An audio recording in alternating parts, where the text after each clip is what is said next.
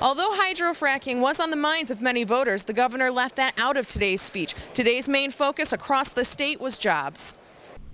And come July, you could sit right here and watch the Giants practice during their training season. Hopefully this season they'll make it to the Super Bowl again. And if there is an extension passed in 2 years on casino gambling, places like this will have to consider opening up new job positions, like in security. School districts are generally opposed to students having cell phones in class. It could be too easy for them to cheat on a test or get distracted by texting. The concern from parents is that they wouldn't have the accessibility that they'd like to have with their children in case something like Columbine were to ever happen again. Governor Cuomo spoke to the state for the second time since becoming governor. The address took an inspirational tone as he outlined his plans to grow New York's economy. It'll be all about jobs, jobs, jobs, tens of thousands of jobs. While he gave his speech inside the convention center, protesters concerned with the controversial issue of hydrofracking gathered in the concourse. So far, we haven't seen hydrofracking done safely. Is it possible that the technology could arise that would make it safe? Sure. But at this moment in time, there's no demonstration of safety.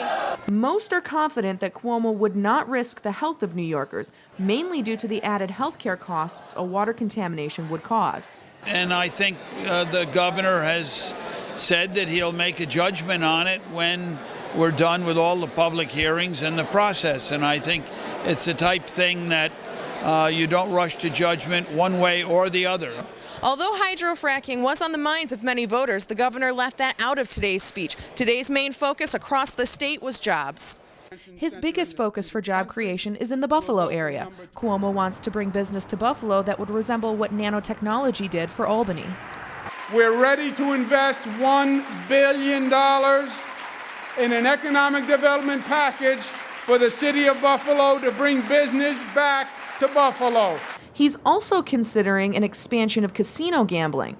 Cuomo projected casino gambling could create thousands of jobs and generate $1 billion in economic activity, but it would require a constitutional amendment to make an expansion possible.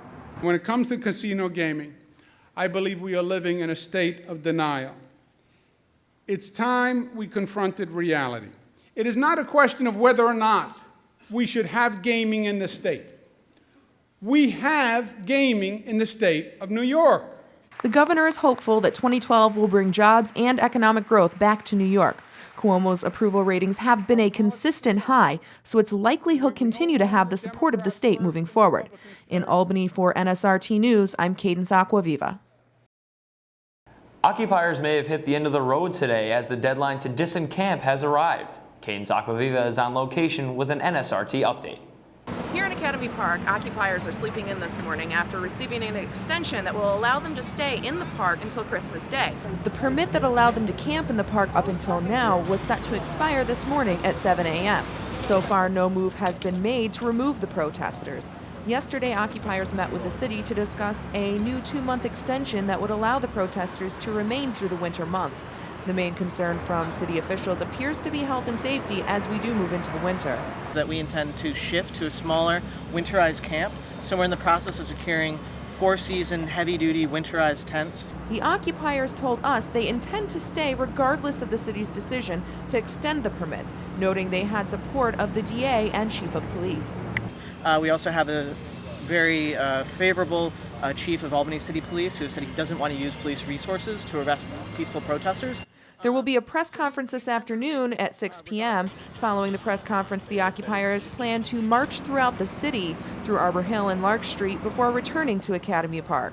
We've also been told the occupiers are closing on renting a storefront on Hudson Avenue tomorrow.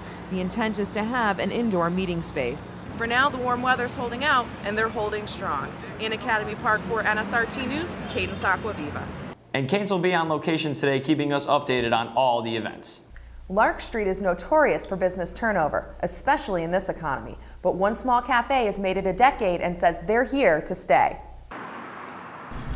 I found this little place. It was closed for many years, and I decided I wanted to open up my own little coffee shop, and that's how I started 10 years ago.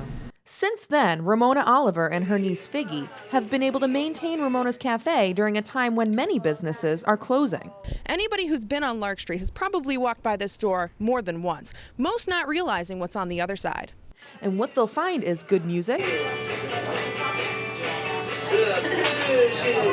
good food. This is what kept me in business for 10 years, the Lark Street Scramble. It's my own original recipe.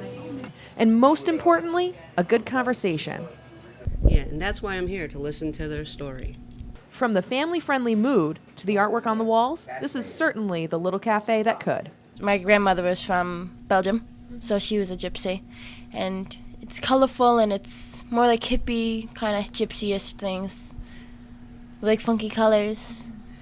And it's the funky atmosphere that draws people in, assuring Ramona's has a permanent spot on Lark Street. In Albany for NSRT News, Cadence Aquaviva. Ramona's is also involved in community events. The next on her agenda will be preparing for the Tulip Fest in May. And coming up next, we'll tell you how a new law could affect how New Yorkers gamble and what changes local businesses will have to make to keep up.